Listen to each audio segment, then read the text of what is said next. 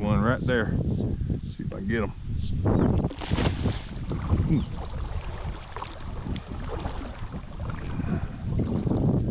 It's not a monster, but we'll see.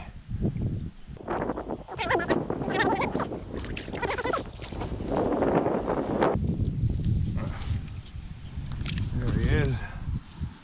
Yeah, not really a monster. I think I can do better than that. Well, that's not too bad, I guess. I guess that's a good start. This is perfect for bait, but I'm looking for some big crabs, man. I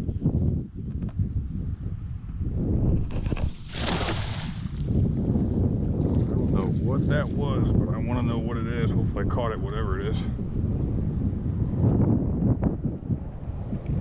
It's just like a big mullet, or oh yeah, some big mullet.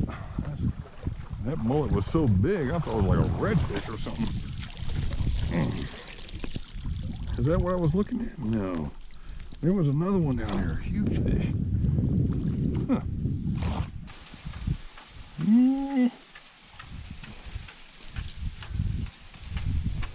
A little bit bigger. Yeah, this one's a little bit more aggressive. His arms are actually long enough to kind of reach to the back of him. His body's not big, but he's got long arms. So I'm going to very gently, see, they're both going to be in attack mode, and I don't want them to like kill each other. So just very gently put them in there. You got one there. Yeah, looks about the same size as the other ones I've been catching. Throw it right on top. He didn't even move. He just raised his arms. He's kind of sitting in a hole, so it might be hard to grab him. Gotta kind of make sure he's out of that hole, and he went right into another hole. Come on, baby. Stay in the net.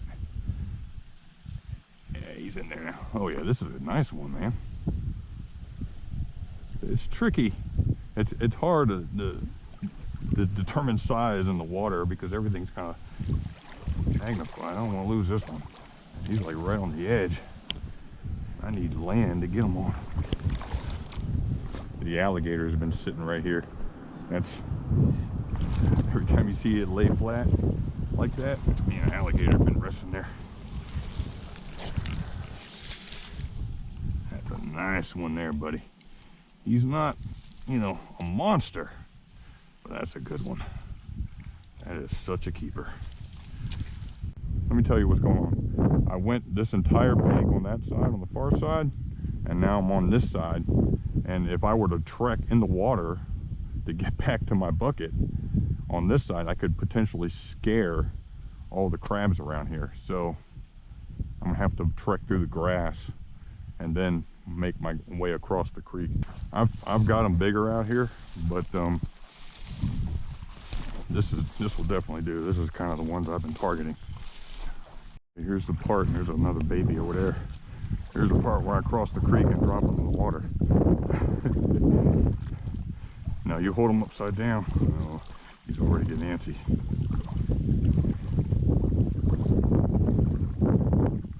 I'm gonna put a hand on him too. This is where you can mess up big time.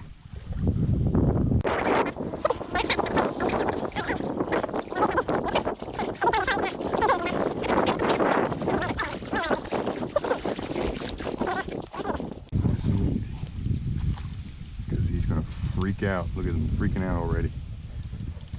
So put him in there nice and easy.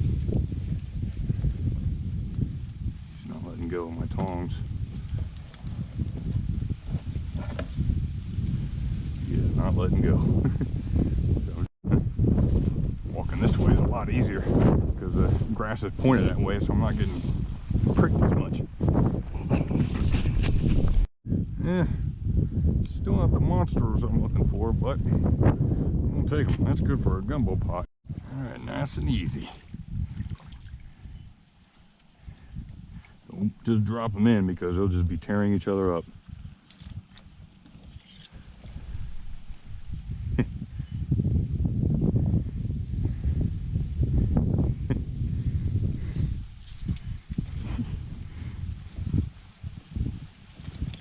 The other one's like, man, get the hell off me, man.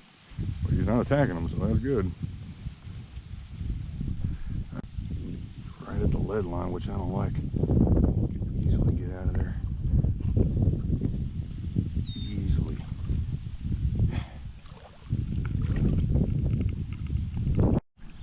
Yeah, get better than this. There's my bucket over there. No more trekking through grass, guys. I'm gonna check more up at the mouth of the creek. Maybe the big ones, that's where they're hiding. I mean, these are good sized ones, but they're not monsters, man. I need at least 2 more monsters. 2 more monsters. So he's right there in the sand, so I'm gonna try to kick him out with my boots. That is a nice one. Oh God, that is such a nice one. Oh, that is the best one so far. Oh, keep an eye on him, please. He's going that way. He's gonna bury himself again. Oh man, he's going. All right, he's that way. I'm loading my net blind. I'm not even looking at the net. Good one. That is such a good one. Oh my God, that's the one I've been looking for. Don't be fucking up on this, man. I can barely see him, barely. He's on the move. If I can just get a little closer. I should have threw the net over him before I kicked him up. Oh. Okay, I think I got him. Come on, baby. He's in there. He's in the net. Stay in there. Oh, this is, stay in there, baby, stay in there. That's the nice one. That's the one I've been trying to catch all this time. Where's Land? I want to try to take him up in that grass over there.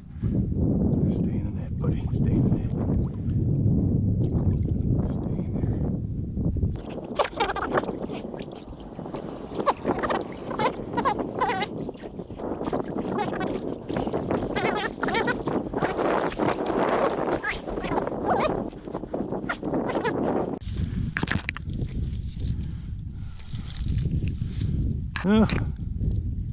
He's a good sized one, but I thought he's bigger than that. I've seen some real monsters out here, people, but that is a good sized one though. The water amplifies him. I guess I was looking at his claws.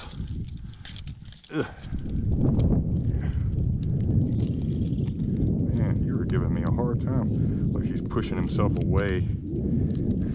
That size one, but I thought he was bigger than that. I'm looking for at least one huge monster one.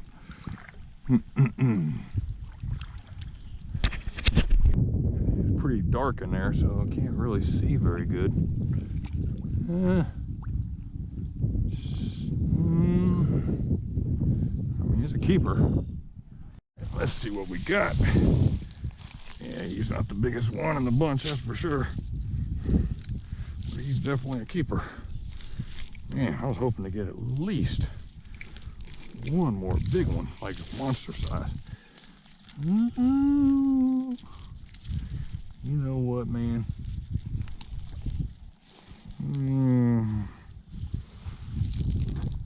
Well, he'll make a good bait, Eddie. You know, he'll make a good bait for tomorrow. I thought he was bigger than that. Man, they look so much bigger in the water. Well, some of them died on me. I didn't put the aerator on because I was keeping all their claws on. You know, usually when I catch them as bait, I declaw them and it doesn't really matter, you know, but I was afraid they would cut the tube, the little plastic tube, if I kept that in there. And when I put it on just now, there was one just snipped onto it. So it might be gone by the time I get them home, even though that's the only thing that's giving that crab life. He's attacking it. So I don't think it's gonna matter. You know, I'll get some ice up here in the gas station, and the dead ones I'll pull out and I'll put them in another bucket and throw some ice on them, and the live ones will just stay alive in there. Be cool.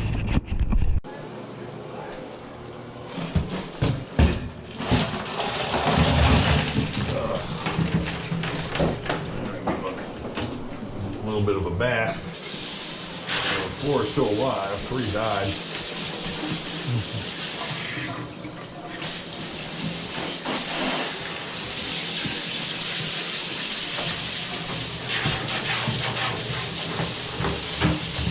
I want to rinse it until the water runs nice and clear.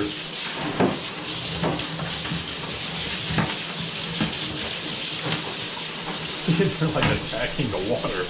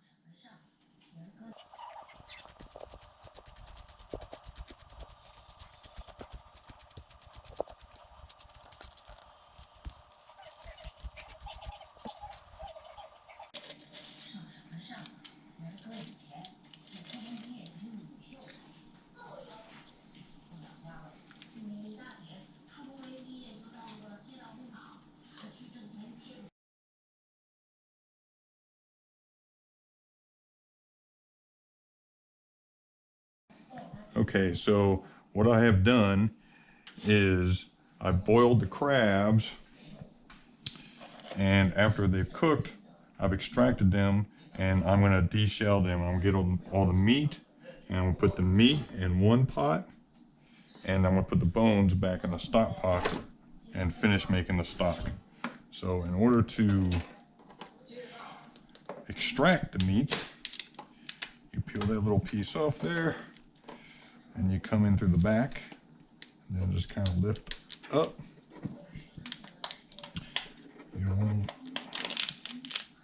This will just go right back into the stock pot. And then here on the outer side, we got gills, or dead man fingers. So we just need to get those off. Clean out the center a little bit. So here we got some cartilage. So you just press that in, kind of crack it, and then break it in half. And what I do to get the meat out, you don't have to be pretty, just put my finger in there and just scoop it out into the pot. And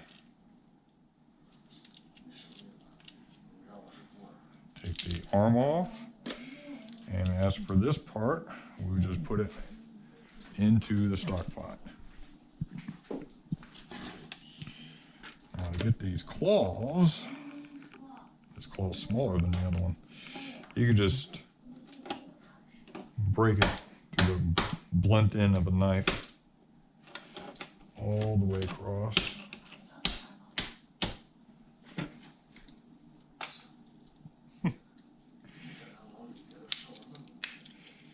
Cracking it, and there's the meat right there. Put that in the pot.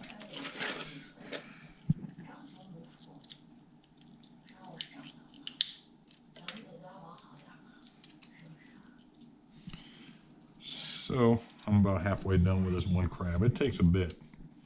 You're not going to get a lot of meat. You know, I treat these things more as an ingredient rather than an actual meal. Okay, so I got the stock pot up to a 180-degree temperature, and I'm just going to let it kind of remain here under a boiling point for about an hour.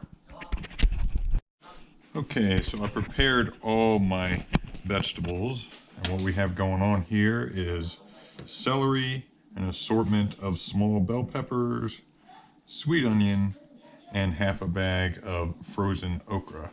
And over here we just have a dually sausage, like 2 packs. So the next step is to make the roux. So that just consists of oil and flour, and I'm going to mix that together right now. I'm going to start out peanut oil.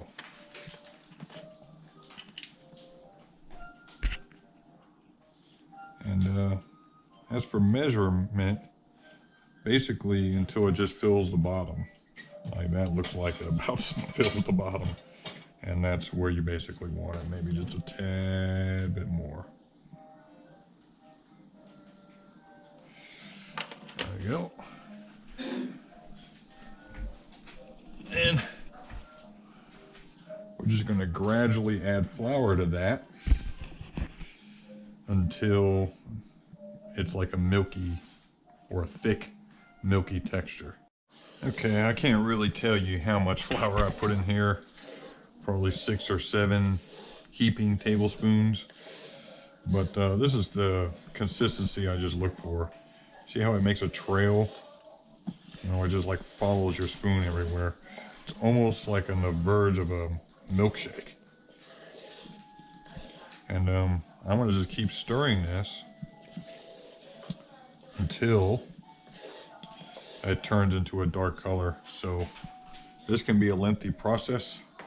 And make sure you got a drink ready. Just keep it moving on a medium heat. Yeah, even with all the brightness turned up, this looks, you can tell that it's actually a darker color now. And it's darker than what the camera is showing. So I got these GoPros, you know, they're meant for, you know, bright sunlight, not indoors, so I turn it up. But it's like a coffee color, you know, espresso with milk. That's the color of it. So we're going to actually take it further than this. The stock, well, it's pretty much done. Like, I'm going to turn the heat off on that. So I've been keeping that at, you know, 180, 190 for about an hour. So that's going to go into this pot eventually. Of course, it has to be strained. But yeah, coming along good. If you've made it this far, then you've made it, because all the technical stuff is almost over at this point. Oh man, I love making roux. The smell of it and the look of it. Alright, just to show you where I'm at now, it's basically a chocolate color. So, my stock's been going for about an hour. This, about 25 minutes. So, At this point, I'm just going to add my vegetables, but I want to move it over there to the big burner. All right, let's get all these vegetables in there.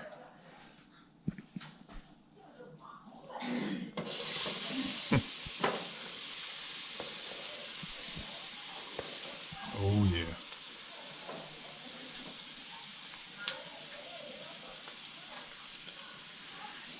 You can omit the okra, but here, let's get that a little bit more centered. Remember that it's a traditional ingredient, so some people will fry it before putting it in because they don't like the sliminess. But that's kind of like the whole point of okra, to give it a certain texture. It's not like it has flavor or anything. And now, here we go. Nice and easy.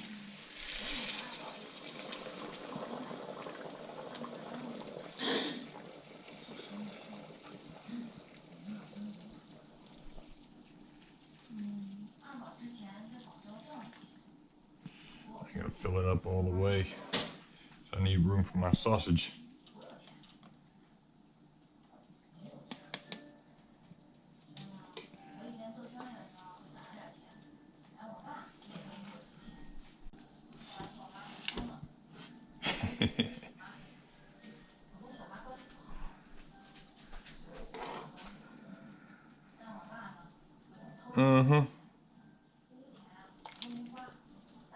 I like sausage in every bite.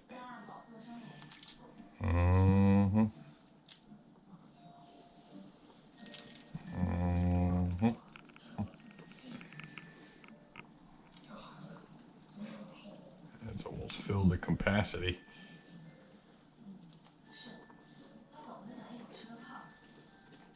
I'm gonna have some stock left over. Damn. Okay, the only thing I've done was add more salt, cayenne pepper, and vinegar to taste. And then once I got it to taste, I went over my taste, like more salt and pepper and vinegar than I can typically tolerate, because this is going to be going in the rice, and rice dilutes all that. So to give you an idea, this is a new bottle of vinegar, and you can see about how much I've used for this little tiny pot. You know, there's 2 cups of rice, and you want to fill it up with water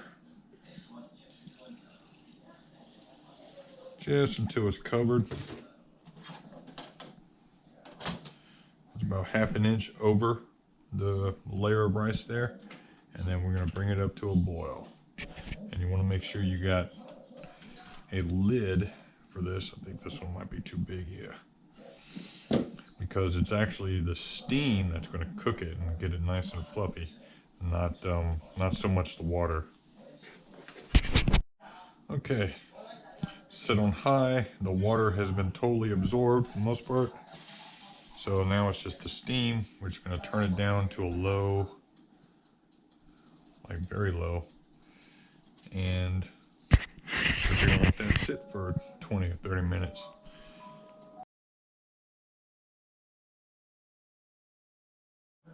Okay, the only thing left to do is add the crab meat.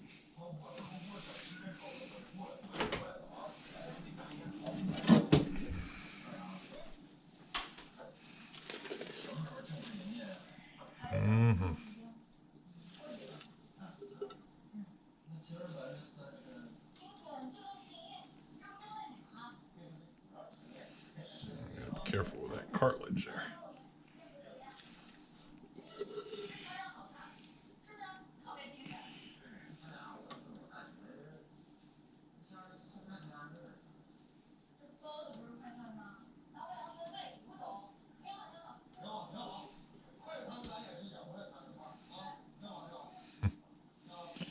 Some cartilage here and there.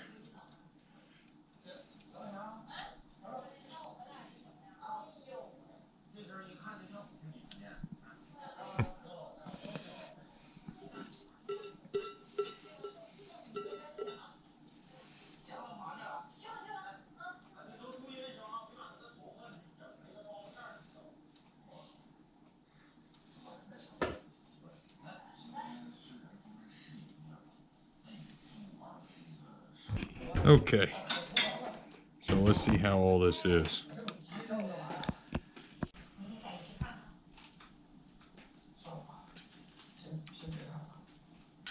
Mmm.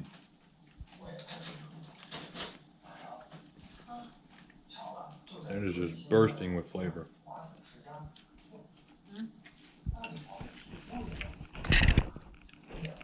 Oh yeah, that's the bottom. The crispy rice. Mmm. Tell you what, boy, I'm gonna be eating this all week until it's gone.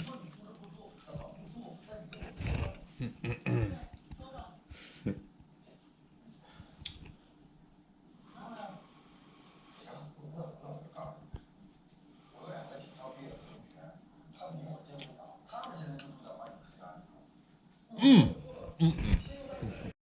I'm gonna get another serving, man.